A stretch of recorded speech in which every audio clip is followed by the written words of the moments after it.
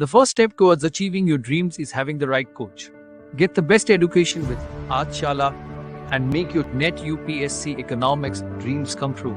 Download the app now. Hello everyone, welcome back to the channel. I am Sunidhi Arya and I teach economics on this channel.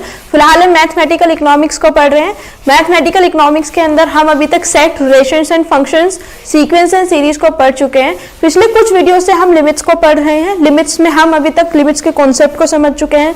ये समझ चुके हैं कि जो limit है वो किस कंडीशन में एग्जिस्ट करेगा, फाइनाइट लिमिट क्या होता है, इनफाइनाइट लिमिट क्या होता है. उसके साथ में हमने पिछले कुछ वीडियोज में फाइनाइट लिमिट को कैलकुलेट करना देखा और इससे लास्ट वाली वीडियो में हमने ये देखा कि अगर हमारे जो x की वैल्यू है वो एक पर्टिकुलर नंबर की तरफ टेंड कर रही है और तब हमारे जो फंक्शन की वैल्यू है वो अगर इन्फिनिटी हो जाती है या इनडिटर्मिनेट फॉर्म हमारा बन जाता है तो किस तरीके से हम क्वेश्चन को सॉल्व करते हैं. तो मैंने बताया था कि उसमें हम रेशनलाइज करके, फैक्टराइजेशन करके, सिंप्लीफिकेशन करके, फॉर्मूले लगा के इस तरीके से हम उन क्वेश्चन को सॉल्व करते हैं. पिछले कुछ वीडियो में हमने जो क्वेश्चंस देखे वो थोड़े इजी क्वेश्चंस थे या फिर ये कहिए कि वो बेस बनाने के लिए इंपॉर्टेंट क्वेश्चंस थे. आज के इस वीडियो में हम देखेंगे कि हायर लेवल के क्वेश्चंस किस तरीके से सॉल्व होते हैं और उनको सॉल्व करने के बाद में लिमिट का टॉपिक जो है वो हमारा कंप्लीटली खत्म हो जाएगा. और इसके बाद में एक टॉपिक बचता है एल हॉपिटल रूल.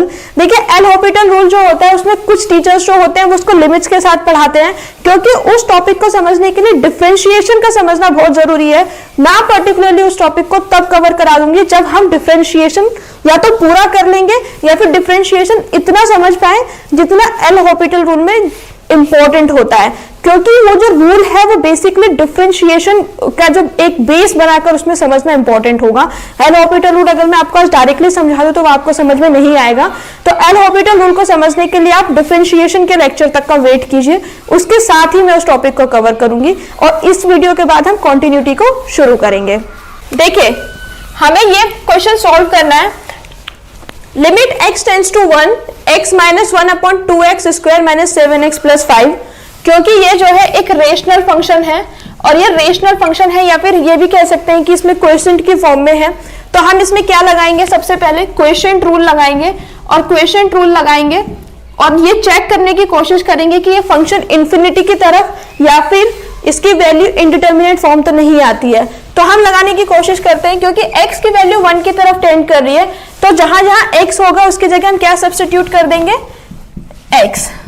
उसकी जगह 1 सब्स्टिट्यूट कर देंगे. Let x is equal to 1, तो 1 माइनस 1/2 1 स्क्वायर माइनस 7 1 प्लस 5. हमने कुछ नहीं किया है, सिंपली हमने x की जगह 1 पुट कर दिया है. 1 क्यों पुट किया है, क्योंकि हमारे जो फंक्शन की वैल्यू है वो किसकी तरफ बढ़ रही है, 1 की तरफ बढ़ रही है. 1 माइनस 1 0 अपॉन 1 का स्क्वायर 1 इंटू 2 यानी कि 2 minus 7 plus 5 is equal to 0/0 which is in indeterminate form. आपको याद होगा मैंने इससे पिछले वाली वीडियो में बताया था कि फंक्शन में कौन कौन सी इनडिटर्मिनेट फॉर्म होती है और कौन कौन सी इन्फिनिटी होती है. मैंने बताया था 0/0 इज इनडिटर्मिनेट फॉर्म. हम इसमें कुछ भी कैलकुलेट नहीं कर सकते, कुछ भी डिटर्मिन नहीं कर सकते हैं.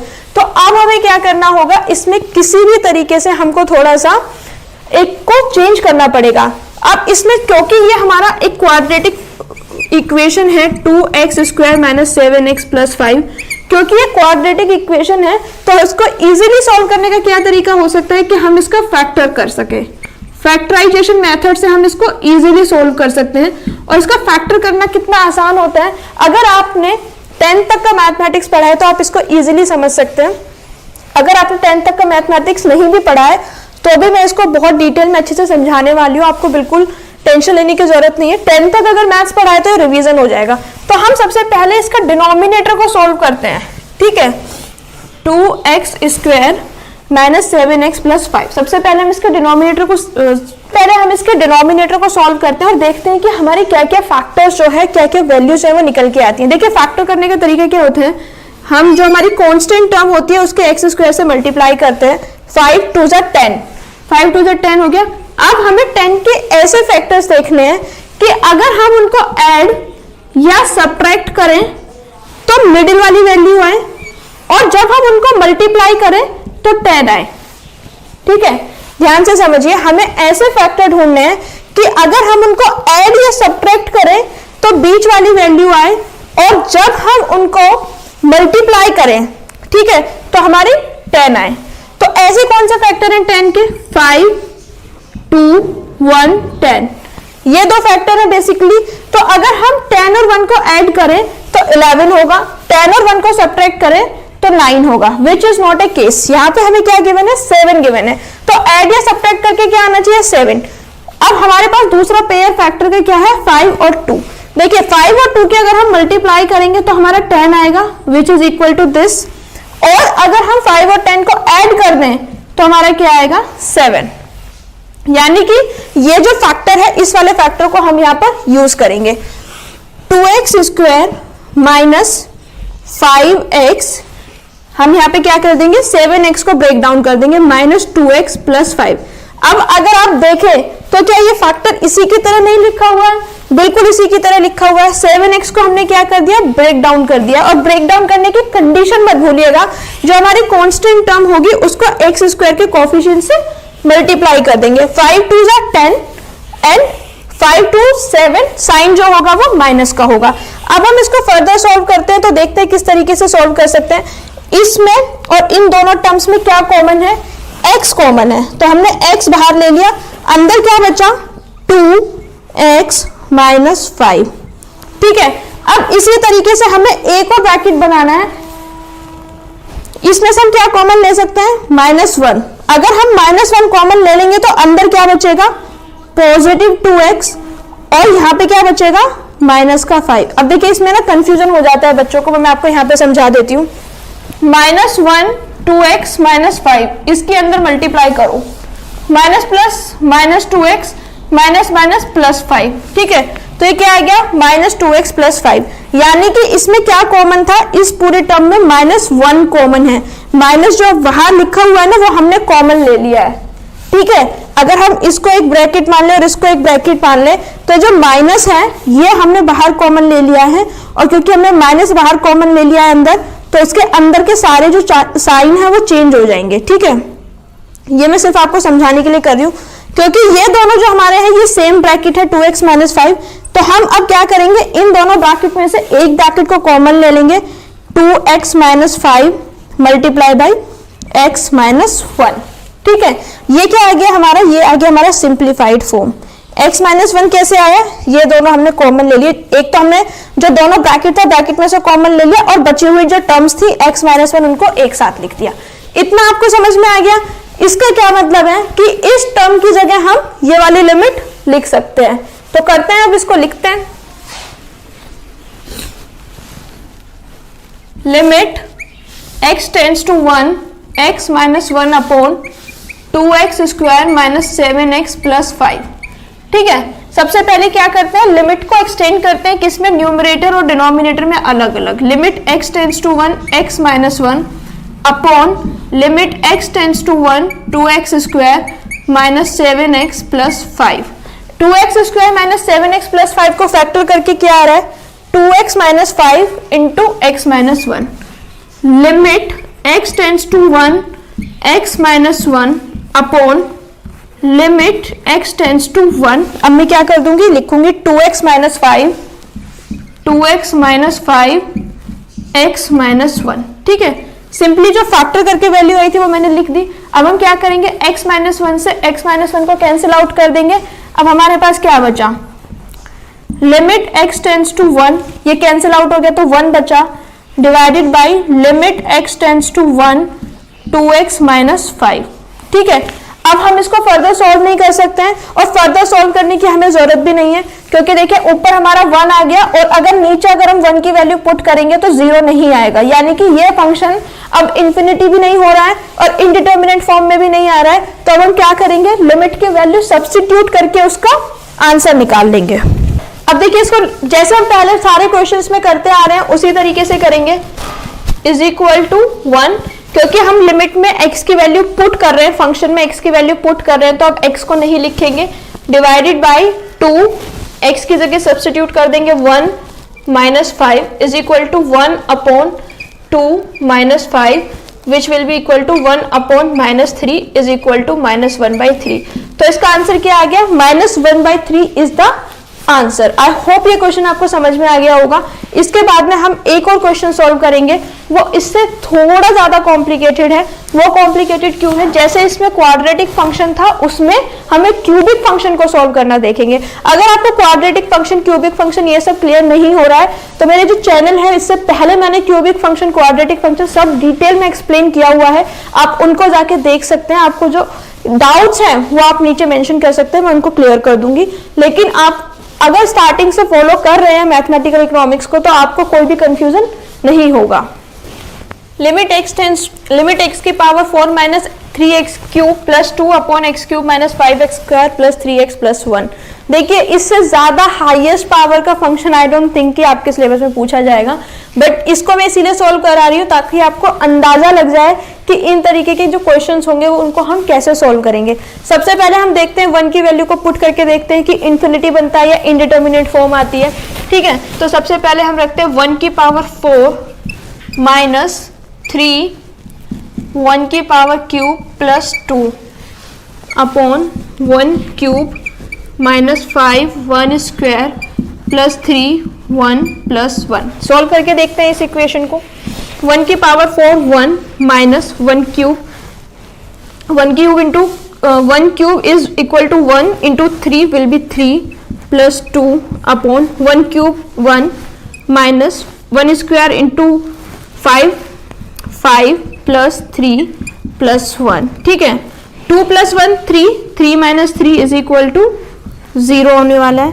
3 plus 1 4 plus 1 5 minus 1 sorry 5 minus 5 which will be equal to 0 upon 0 which is also an indeterminate form. देखिए जब क्वाड्रेटिक फंक्शन होता है ना, या फिर जो क्वाड्रेटिक इक्वेशन होती है, क्वाड्रेटिक इक्वेशन जब हमारी होगी उसको सॉल्व करने का सबसे आसान तरीका होता है उसके फैक्टर कर लो।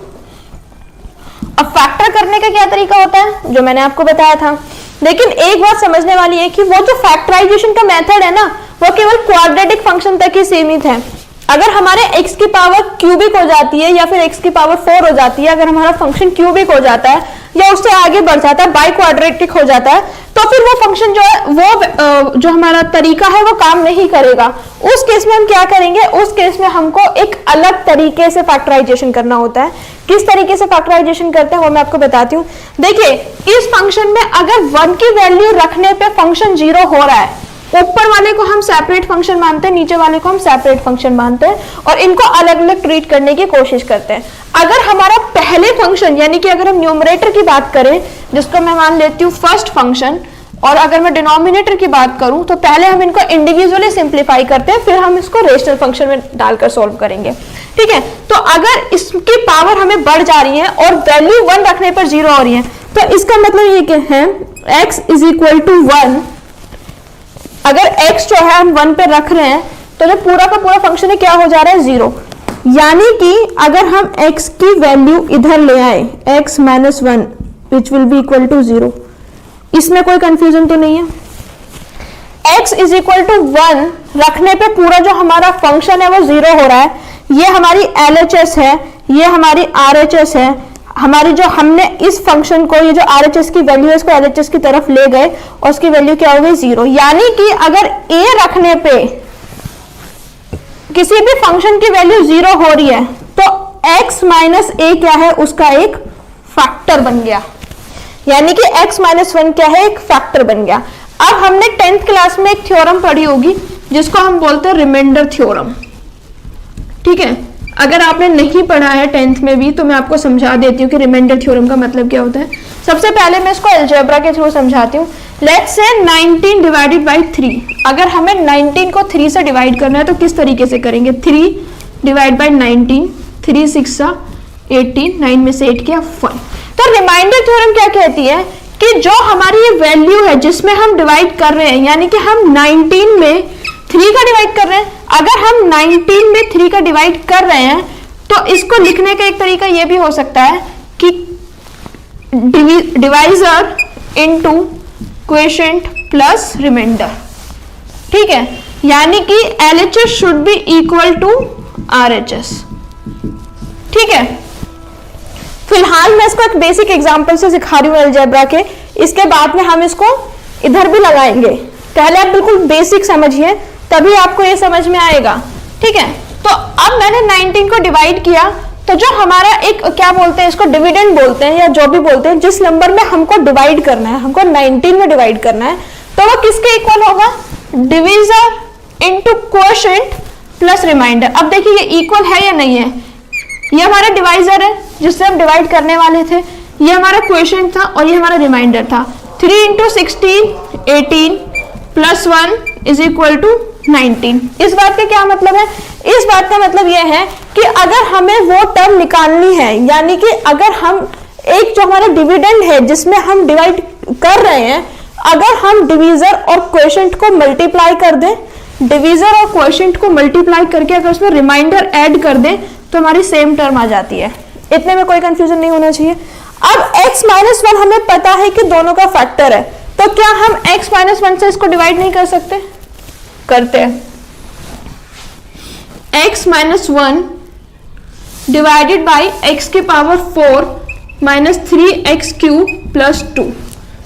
अब इसको डिवाइड करना आप लोगों को आता है या नहीं आता मुझे नहीं पता, मैं बस सिखा देती हूँ। देखिए यहाँ पे जितनी भी सबसे पहला जो हमारा टारगेट होता है डिवाइड करने में, वो होता है कि हम जो पहली वाली टर्म होती है उसको कैंसिल आउट करते हुए चले जाते हैं। जैसे कि यहाँ पे x की पावर 4 है, तो हमें इस टर्म को कैंसिल करना है, हमें x की पावर 4 को कैंसिल करना है। अब x की पावर 4 कैंसिल कब होगी, जब नीचे भी x की पावर 4 हो और नेगेटिव में हो, ऊपर पॉजिटिव में है और नीचे नेगेटिव में है। ठीक है, अगर x की पावर 4 माइनस x की पावर 4 हो तभी तो हम उसको कैंसिल आउट कर सकते हैं। तो इसी तरीके से हम इसको कैंसिल आउट करेंगे। अब कैंसिल करने के लिए हमें मल्टीप्लाई किसकी करनी पड़ेगी, यानी कि हमें x क्यूब रखना पड़ेगा। ठीक है, अगर हम x क्यूब की x माइनस 1 से मल्टीप्लाई करें तो देखिए क्या आएगा, x की पावर 4 माइनस x की पावर 3। तो सेम हम यहाँ पे लिख लेंगे x की पावर 4 माइनस x की पावर 3। अब हम जब डिवाइड करते हैं इसमें तो क्या हो जाता है, हमारा साइन चेंज हो जाता है, ये माइनस का है ये प्लस का हो जाएगा, ये हमारा कैंसिल आउट हो गया। हमारी जो दूसरी टर्म बची वो बची माइनस 2x क्यूब। ठीक है, माइनस 2x क्यूब जो है वो हमारी टर्म यहाँ पे बच गई, साथ में जो हमारा रिमाइंडर है हमने उसको भी लिख लिया।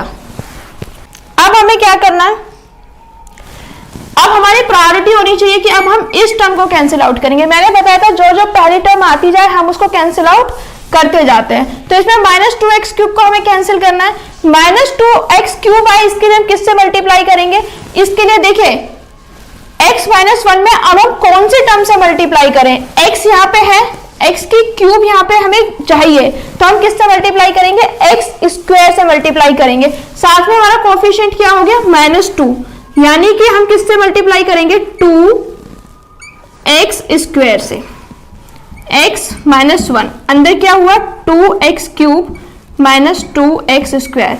अब साइन हमें क्या रखना है, साइन हमें यही वाला साइन हमें रखना है। ये वाला साइन हम क्यों रखेंगे, क्योंकि जब हमारा डिवीजन में नेक्स्ट स्टेप होता है उसमें साइन चेंज हो जाता है, क्योंकि हमें साइन चेंज करना है, इसीलिए हम क्या करेंगे, इसीलिए हम ऊपर माइनस रखेंगे, माइनस 2x क्यूब। तो minus 2x cube minus 2x square plus plus, नहीं यहाँ पे माइनस 2x स्क्वायर से मल्टीप्लाई होगा तो माइनस माइनस प्लस हो जाएगा, this will be plus and this will be minus. अब हम आगे फिर से लिखते हैं, तो अब हम यहाँ पे लिखेंगे माइनस 2x स्क्वायर प्लस 2। देखिए कुछ बच्चे ना यहाँ पे कंफ्यूज हो जाते हैं और वो पहले 2 को लिख देते हैं। जब भी हम डिवाइड कर रहे हैं तो हम पावर के हिसाब से चलेंगे, किसके पावर के हिसाब से, x के पावर के हिसाब से, यानी कि हम x की पावर को रिड्यूस करते हुए चले जाएंगे, x की पावर 4, x की पावर 3 और अब x की पावर 2। हम जो कांस्टेंट टर्म है, या फिर अगर यहाँ पे 2x स्क्वायर या फिर यहाँ पे 2x होता तो भी हम उसको बाद में लिखते, हम सबसे पहले बड़ी पावर को कम करेंगे। ठीक है, अब हम यहाँ पे क्या कर सकते हैं, सेम वे अब मैं डायरेक्ट आपको करके बता रही हूँ क्योंकि मैंने यहाँ पे आपको समझा दिया है।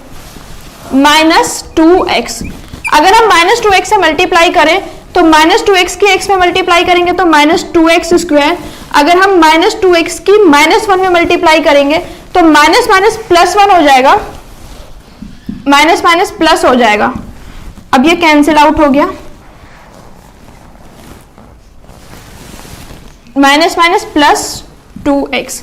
अब देखिए हमारा क्या बचा, -2x plus 2 which is exactly equal to this one.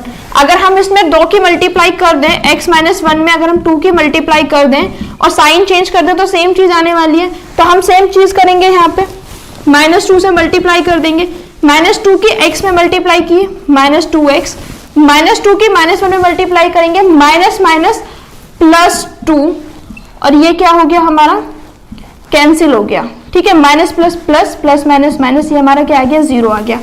अब देखिए जब मैंने इस फॉर्म को यूज किया था तो मैंने क्या किया था कि जिसमें हम डिवाइड कर रहे हैं उसके इक्वल में, यानी कि ये जो हमारी इक्वेशन है इसके इक्वल में, यानी कि इसके इक्वल में हम क्या लिख सकते हैं, डिवीजन इनटू क्वोशेंट, क्योंकि रिमाइंडर हमारा 0 हो गया, उसको हम ऐड करें या ना करें उससे फर्क नहीं पड़ता है। तो हम क्या लिख सकते हैं, हम इसको किस तरीके से लिख सकते हैं, जैसे हमने यहाँ पे लिखा 3 इंटू 6, सेम वे हम यहाँ पे लिख सकते हैं x माइनस 1 इंटू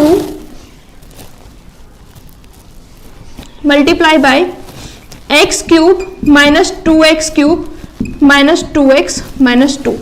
ठीक है, ये डिवीजन हमने क्यों किया वो आपको समझ में आ गया, क्योंकि अब इस फंक्शन की जगह हम उसको लिख सकते हैं। अब मैं इसको इरेज कर रही हूं ताकि हम डिनोमिनेटर का भी जो डिवाइड है वो कर पाए। ठीक है, इतने इस क्वेश्चन को हम अभी तक समझ चुके हैं और हमने अभी तक समझा कि जब पावर क्वाड्रेटिक इक्वेशन से ज्यादा हो जाती है, यानी x की जो पावर है वो 2 से ज्यादा हो जाती है, 3 या 4 हो जाती है, तो हम उसको रिमाइंडर थ्योरम के थ्रू सॉल्व करते हैं और फैक्टर निकालते हैं। और हमने अभी डिवाइड करके जो है fx को इस फॉर्म में कन्वर्ट कर लिया है। अब सेम में हमें gx को भी इसी फॉर्म में कन्वर्ट करना पड़ेगा, यानी कि gx में भी हम जब 1 की वैल्यू पुट किए थे तो 0 आ रही थी, जब उसमें 1 की वैल्यू 0 आई थी, x इज इक्वल टू 1 रखने पे अगर 0 आया था, तो इसका मतलब क्या है कि x माइनस 1 जो है वो हमारा फैक्टर है। तो x माइनस 1 से हम डिवाइड करेंगे इस पूरे फंक्शन को, फिर से x minus 1 x cube minus 5x square plus 3x plus 1, और इसको सॉल्व करने का तरीका बिल्कुल वैसे ही है जैसे अभी हमने पहले किया। तो यहाँ पे x क्यूब है, सबसे पहले इसको कैंसिल आउट करना है, तो किससे मल्टीप्लाई करेंगे, x स्क्वायर से। अगर x स्क्वायर से मल्टीप्लाई करते हैं तो क्या आता है, x square x cube minus x square, sign change minus 4x square plus 3x, minus 4x square plus 3x।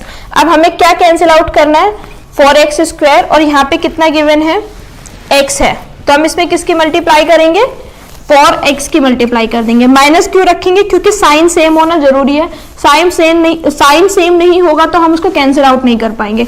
तो यहाँ पे माइनस है, माइनस यहाँ पे हमें क्या चाहिए, 4x स्क्वायर चाहिए और x ऑलरेडी है, तो 4x की मल्टीप्लाई करेंगे, minus 4x square minus minus plus 4x।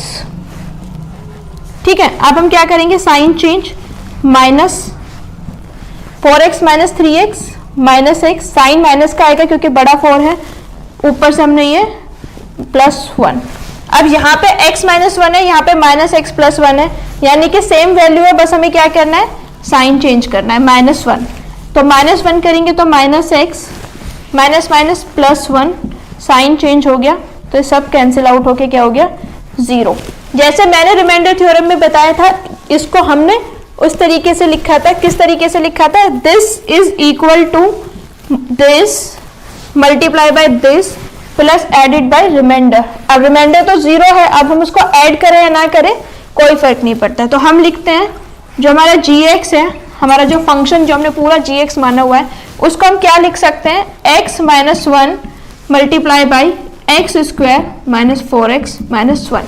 अब हम क्या करेंगे, पूरा जो हमारा फंक्शन था उसको इस फॉर्म में कन्वर्ट कर लेंगे, यानी कि fx की जो वैल्यू आई थी उसमें कन्वर्ट कर लेंगे, gx की जो वैल्यू आई थी उसमें कन्वर्ट कर लेंगे। Limit x tends to 1, value रखिए, fx की क्या वैल्यू है, x minus 1 into x cube minus 2x square minus 2x minus 2 divided by x minus 1 x square minus 4x minus 1।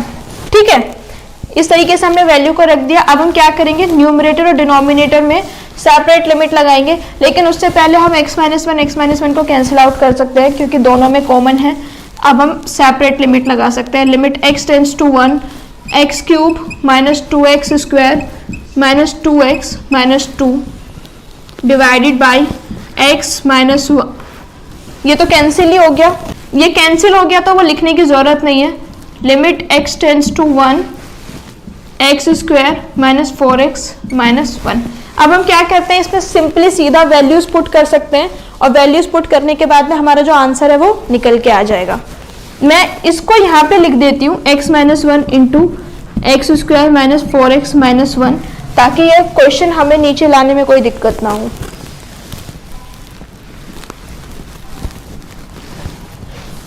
ठीक है, अब लिमिट को अंदर एक्सटेंड करेंगे। Limit x tends to 1 x cube minus constant बाहर, limit अंदर, to limit x tends to 1 x square minus 2, फिर constant बाहर, limit x tends to 1 x minus limit x tends to 1 2 divided by, same नीचे इसको expand कर देंगे। Limit x tends to 1 x square minus 4, limit x tends to 1 x minus limit x tends to 1 1। ठीक है, अब हम क्या करेंगे, सीधा वैल्यू पुट कर देंगे और कुछ हमें करना नहीं है।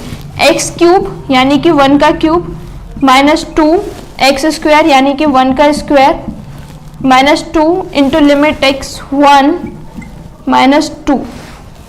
मैंने बताया था कि अगर कोई भी कांस्टेंट फंक्शन है तो वो फंक्शन ही उसका वैल्यू बन जाता है लिमिट का, divided by 1 square minus 4 into 1 minus 1। ठीक है, सॉल्व करते हैं इसको, देखते हैं सॉल्व करके क्या आता है। इज इक्वल टू 1 की cube 1, 1 square 1 into 2 minus 2 minus 2 minus 2 divided by 1 square 1 minus 4 minus 1 plus 1 minus 1 easily cancel out हो जाएगा, नीचे माइनस 4 बचा। ऊपर देखिए ये सब माइनस में इनको ऐड कर सकते हैं, 2 to 4 to 6 यानी कि 1 minus 6 is equal to minus 5 divide by minus 4, minus से माइनस कैंसिल आउट हो जाएगा, is equal to 5 divide by 4 जो है वो आंसर हो गया। ठीक है, बहुत लेंथी आंसर था आई नो, बट लिमिट में इससे ज्यादा लेंथी क्वेश्चन कभी नहीं आएगा। This was the limit, this was the limit, इससे ज्यादा लेंथी क्वेश्चन कभी नहीं आएगा। एंड आई होप आपको मेरा लिमिट के लेक्चर्स अच्छे लगे हों, और अगर आप इसके और एग्जांपल चाहते हो तो आप मेरे को कमेंट सेक्शन में बता सकते हैं, मैं इसके और एग्जांपल्स भी आपको समझा सकती हूँ। बट बेसिक कॉन्सेप्ट यही है कि जो भी हमें एक लिमिट गिवन हो, हम उसमें क्या करें, उसको रेशनलाइज करते हैं, उसको सिंप्लीफाई करके तब उसमें लिमिट्स अप्लाई करने। और रेशनलाइजेशन, सिंप्लीफिकेशन, फैक्टराइजेशन, ये सब हमने कब पढ़ा हुआ है, ये सब हमने 10th तक पढ़ा हुआ है, उसमें कुछ भी नया नहीं सीखना है। That's it for today's videos guys. I hope you like my video. If you like it, please like it, share it with your friends. Subscribe to the channel. Subscribe करने के बाद नोटिफिकेशन बेल को जरूर on करें ताकि next time मैं जब भी वीडियो अपलोड करूँ वो जल्द से जल्द आपको मिले। Until next time, thank you so much. Don't forget to like, share and subscribe. Thank you.